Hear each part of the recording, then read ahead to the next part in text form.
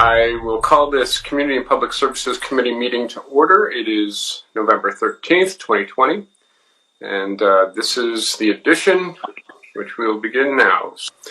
Okay, so we are now moving on to item 6.7, the amendment to extend the temporary mandatory face coverings bylaw. We have a number of speakers, and as far as I understand, perhaps some speakers have been added over the break. Is that correct, Madam Clerk? To S. Peterson. S. Peterson.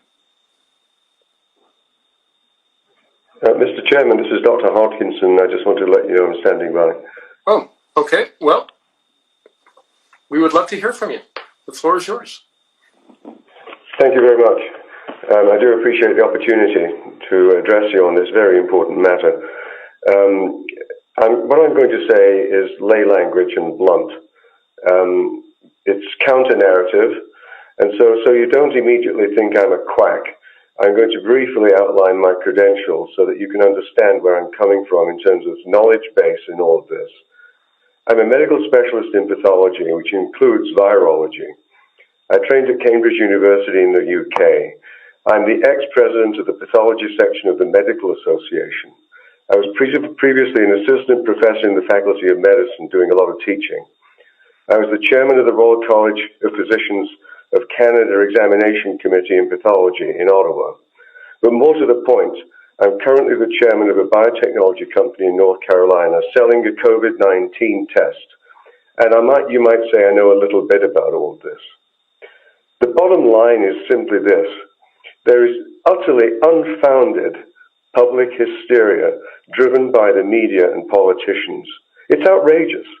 This is the greatest hoax ever perpetrated on an unsuspecting public.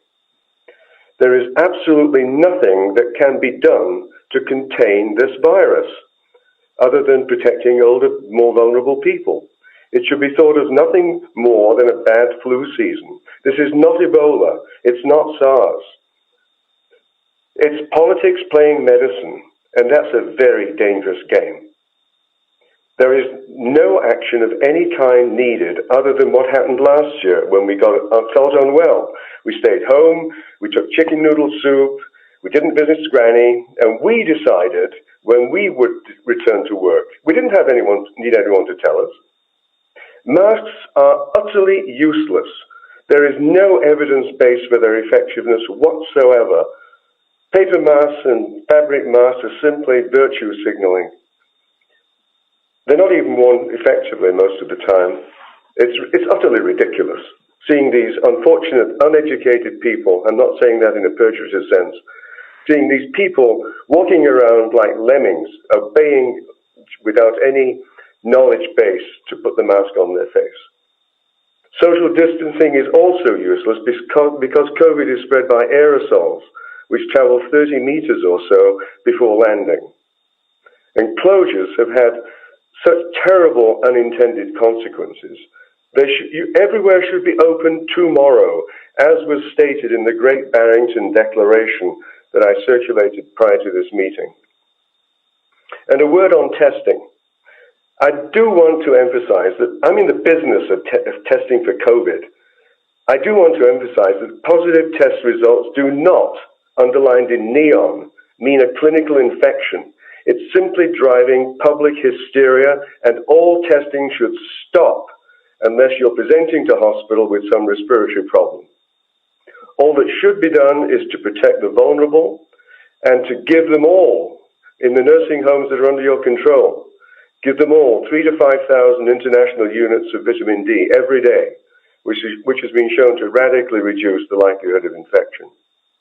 And I would remind you all that using the province's own statistics, the risk of death under 65 in this province is 1 in 300,000. 1 in 300,000. You've got to get a grip on this. The scale of the response that you're undertaking, with no evidence for it, is utterly ridiculous, given the consequences of acting in a way that you're proposing.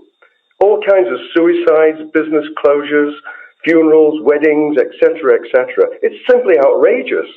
It's just another bad flu. And you've got to get your minds around that. Let people make their own decisions. You should be totally out of the business of medicine. You're being led down the garden path by the Chief Medical Officer of Health for this province.